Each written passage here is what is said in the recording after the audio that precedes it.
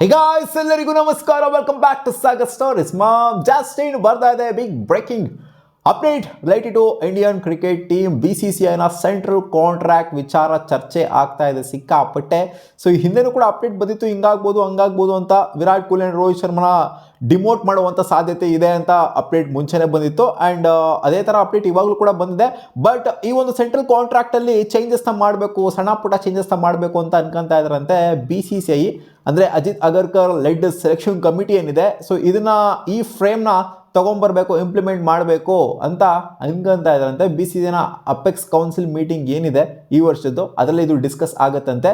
Last BCCIನ central contract ನಿರ್ಧಾರ ಆಗಿದ್ದು 2024 and 2025 ಸೈಕಲ್ಗೆ. So ಅದು ಮುಕ್ತಾಯ ಆಗಿದೆ. ಇವಾಗ 2026 ಆ್ಯಂಡ್ 2027 ಸೈಕಲ್ಗೆ ಇದು ನಿರ್ಧಾರ ಆಗಬೇಕಾಗಿದೆ. ಯಾರ್ಯಾರು ಯಾವ ರೆಸ್ಪೆಕ್ಟಿವ್ ಗ್ರೇಡ್ಸಲ್ಲಿ ಇರಬೇಕು ಅಂತ. ಸೊ 4 ಗ್ರೇಡಲ್ಲಿ ನಡೀತಾ ಇತ್ತು ಮುಂಚೆ. A+, A, B and C ಗ್ರೇಡಲ್ಲಿ ಪ್ಲೇಯರ್ಸ್ಗಳನ್ನ ಸೆಲೆಕ್ಟ್ ಮಾಡಲಾಗ್ತಾ ಇತ್ತು ಸೆಂಟ್ರಲ್ ಕಾಂಟ್ರಾಕ್ಟಿಗೆ. ಫಸ್ಟ್ ಸೆಂಟ್ರಲ್ ಕಾಂಟ್ರಾಕ್ಟ್ ಅಂತಂದ್ರೆ ಏನು ಅಂತ ಎಕ್ಸ್ಪ್ಲೇನ್ ಮಾಡ್ಬಿಡ್ತೀನಿ.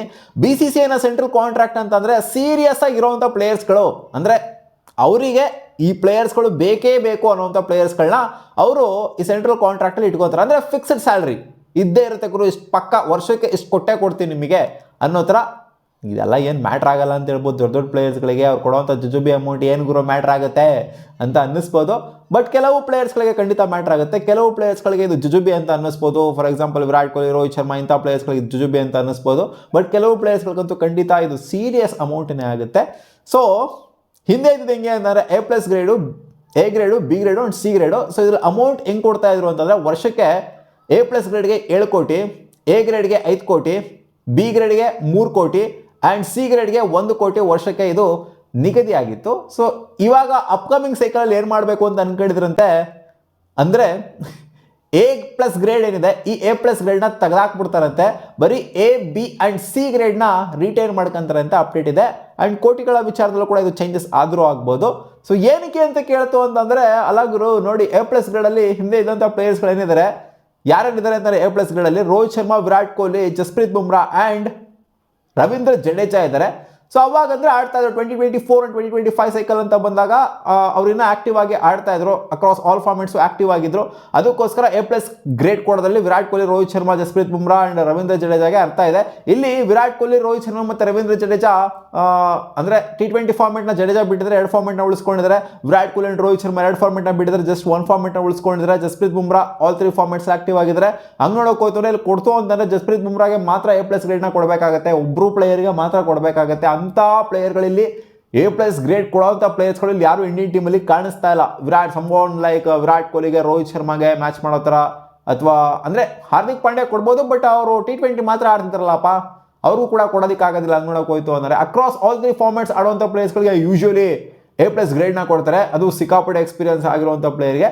ಸೊ ಇವಾಗ ಆ ಥರ ಕಾಣಿಸ್ತಾ ಇರೋದ್ರಿಂದ ಬರೀ ಬುಮ್ರಾಗ್ ಮಾತ್ರ ಕೊಡಬೇಕಾಗತ್ತೆ ಅನ್ನೋದ್ರಿಂದ ಇದನ್ನ ಯಾಕೋ ತೆಗೆದಾಕ್ತಾರೆ ಅಂತ ಅನ್ನಿಸ್ತಾ ಇದೆ. ಒಬ್ಬರು ಪ್ಲೇಯರ್ಗೆ ಏನು ಕೊಡೋದು A+ ಗ್ರೇಡ್ನ ಅಂತ ತೆಗೆದಾಕ್ತಾರೆ ಅನ್ನೋ ಥರ ಕಾಣಿಸ್ತಾ ಇದೆ ಸೀನ್ ನೋಡ್ತು ಅಂದರೆ. ಯಾಕಂದರೆ ಇಂಡಿಯನ್ ಕ್ಯಾಪ್ಟನ್ಗೆಲ್ಲ ಕೊಡಬೇಕಾಗತ್ತಪ್ಪ, ಇಲ್ಲಿ ಶುಭ್ಮನ್ ಗಿಲ್ಗೂ ಕೊಡಬೇಕಾಗತ್ತೆ, ಇನ್ನು ಸ್ವಲ್ಪ ಮಿಕ್ಕಂಥ ಪ್ಲೇಯರ್ಸ್ಗಳೇನಿದ್ರೆ ಅಕ್ರಾಸ್ ಆಲ್ 3 ಫಾರ್ಮೆಟ್ಸ್ ಆಡೋಂಥ ಎಬಿಲಿಟಿ ಇರುವಂಥ ಪ್ಲೇಯರ್ಸ್ ಅವ್ರಿಗೂ ಕೊಟ್ಬಿಡ್ಬೇಕಾಗುತ್ತೆ A+ ಗ್ರೇಡ್ ನೋಡೋಗೋಯ್ತು ಅಂದರೆ. ಅದಕ್ಕೋಸ್ಕರ ಈ ಒಂದು A+ ಗ್ರೇಡ್ನ ತೆಗಿಬೇಕು ಅಂತ ಅನ್ಕೊಂಡಿದ್ದಾರಂತೆ.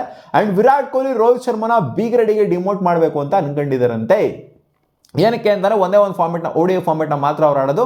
ಸೊ ವರ್ಷ ಇಡೀ ಆಡ್ತು ಅಂದ್ರೂ ಕೂಡ ಅಷ್ಟೊಂದು ಹೆವಿ ಮ್ಯಾಚಸ್ ಏನಿರೋದಿಲ್ಲ, ಯಾಕಂದರೆ T20 ಮ್ಯಾಚಸ್ನೇ ಜಾಸ್ತಿ ಇರುವಂಥದ್ದು. ಜೊತೆಗೆ ಟೆಸ್ಟ್ ಮ್ಯಾಚ್ ಕೂಡ ಸುಮಾರು ಇರುತ್ತೆ. ODI ಫಾರ್ಮೆಟ್ ಅನ್ನೋದು ಸಿಕ್ಕಾಪಟ್ಟೆ ಕಮ್ಮಿ ಆಡೋದು. ಸೊ ಅದಕ್ಕೋಸ್ಕರ ಅವ್ರನ್ನ B ಗ್ರೇಡಿಗೆ ಡಿಮೋಟ್ ಮಾಡಬೇಕು ಅಂತ ಅನ್ಕೊಂಡಿದ್ರಂತೆ. ರೀಸೆಂಟಾಗೆ ಅಂದರೆ ಈ ಹಿಂದೆ ಆದಂಥ ಕಾಂಟ್ರಾಕ್ಟಲ್ಲಿ ಮೊಹಮ್ಮದ್ ಸಿರಾಜ್, KL ರಾಹುಲ್, ಶುಭ್ಮನ್ ಗಿಲ್, ಹಾರ್ದಿಕ್ ಪಾಂಡ್ಯ, ಆಮೇಲೆ ಮೊಹಮ್ಮದ್ ಶಮೀನ್ ಕಿತ್ತಾಕ್ತಾರೆ ಪಕ್ಕ, ಆ್ಯಂಡ್ ರಿಷಬ್ ಪಂತ್ ಇದ್ದರು A ಗ್ರೇಡಲ್ಲಿ. ಸೊ ಇಲ್ಲಿ ನೋಡ್ತು ಅಂತಂದರೆ ಮೊಹಮ್ಮದ್ ಶಮಿ ಒಬ್ಬರನ್ನ ಕಿತ್ತಾಕ್ಬೋದು ಅಂತ ಅನ್ಕೊಂಡಿದ್ದೀನಿ, ಮಿಕ್ಕಂಥವ್ರನ್ನೆಲ್ಲ ರಿಟೈನ್ ಮಾಡ್ಬೋದು A ಗ್ರೇಡಲ್ಲೇ. ಆಮೇಲೆ B ಯಲ್ಲಿ ಸೂರ್ಯಕುಮಾರ್ ಯಾದವ್ ಇರ್ತಾರೆ, ಆಮೇಲೆ ಕುಲ್ದೀಪ್ ಯಾದವ್ ಇರ್ತಾರೆ, ಅಕ್ಷರ್ ಪಟೇಲು, ಆಮೇಲೆ SSP ಜೈಸ್ವಾಲ್ ಆ್ಯಂಡ್ ಶ್ರೇಯಸ್ ಅಯ್ಯರ್ ಅವರನ್ನು B ಗ್ರೇಡಲ್ಲಿ ಇಟ್ಟಿದ್ರು. C ಗ್ರೇಡಲ್ಲಿ ತಿಲಕ್ ವರ್ಮಾ, ರಿಂಕು ಸಿಂಗು, ಋತುರಾಜ್ ಗಾಯಕ್ವಾಡ್, ಶಿವಮ್ ದುಬೆ, ರವಿ ಬಿಷ್ಣೋಯ್, ಆಮೇಲೆ ವಾಷಿಂಗ್ಟನ್ ಸುಂದರು, ಮುಖೇಶ್ ಕುಮಾರು, ಸಂಜು ಸ್ಯಾಮ್ಸನ್ನು, ಹರ್ಷದೀಪ್ ಸಿಂಗು, ಪ್ರಸಿದ್ಧ್ ಕೃಷ್ಣ, ರಜತ್ ಪತಿದಾರು, ಧ್ರುವ್ ಜುರಲ್ಲು, ಆಮೇಲೆ ಸರ್ಫರಾಜ್ ಖಾನು, ನಿತೀಶ್ ಕುಮಾರ್ ರೆಡ್ಡಿ, ಇಶಾನ್ ಕಿಶಾನು, ಅಭಿಷೇಕ್ ಶರ್ಮಾ, ಆಕಾಶ್ ದೀಪು, ವರುಣ್ ಚಕ್ರವರ್ತಿ ಆ್ಯಂಡ್ ಹರ್ಷಿತ್ ರಾಣಾ ಅವ್ರನ್ನ ಇಟ್ಟಿರ್ತಾರೆ. ಹರ್ಷಿತ್ ರಾಣಾ ಖಂಡಿತ ಪ್ರಮೋಷನ್ ಅಂತೂ ಆಗುವಂಥ ಎಲ್ಲ ಸಾಧ್ಯತೆ ಇರುತ್ತೆ. ಸಿಯಿಂದ ಅಟ್ಲೀಸ್ಟ್ ಬ್ರೀಗಾದರೂ ಹಾಗೆ ಆಗುತ್ತೆ. ಸೊ ಖಂಡಿತ ಚೇಂಜಸ್ ಅಂತೂ ನಾವು ನೋಡ್ಬೋದು, ಸುಮಾರು ಚೇಂಜಸ್ ಅಂತೂ ನೋಡ್ಬೋದು. A, B and C grade ಪ್ಲೇಯರ್ಸ್ಗಳ ಲಿಸ್ಟಲ್ಲಿ ಎಷ್ಟೋ ಜನ ಈಚೆ ಹೋಗ್ತಾರೆ, ಎಷ್ಟೋ ಜನ ಒಳಗಡೆ ಬರ್ತಾರೆ. ಸೊ ನೋಡೋಣ ಸೀನ್ ಏನಾಗುತ್ತೆ ಅಂತ. ಒಟ್ಟಲ್ಲಿ ವಿರಾಟ್ ಕೊಹ್ಲಿ ಆ್ಯಂಡ್ ರೋಹಿತ್ ಶರ್ಮನ B ಗ್ರೇಡ್ಗೆ ಹಾಕಬೇಕು ಅಂತ ಅನ್ಕೊಂಡಿದ್ದಾರಂತೆ ಆ್ಯಂಡ್ A+ ಗ್ರೇಡ್ನ ತೆಗೆದಾಕಬೇಕು ಅಂತ ಅನ್ಕೊಂಡಿದ್ದಾರಂತೆ. ಮತ್ತೆ ಸಿಗುವ ಮುಂದಿನ ವಿಡಿಯೋದಲ್ಲಿ ಗಾಯ್ಸ್.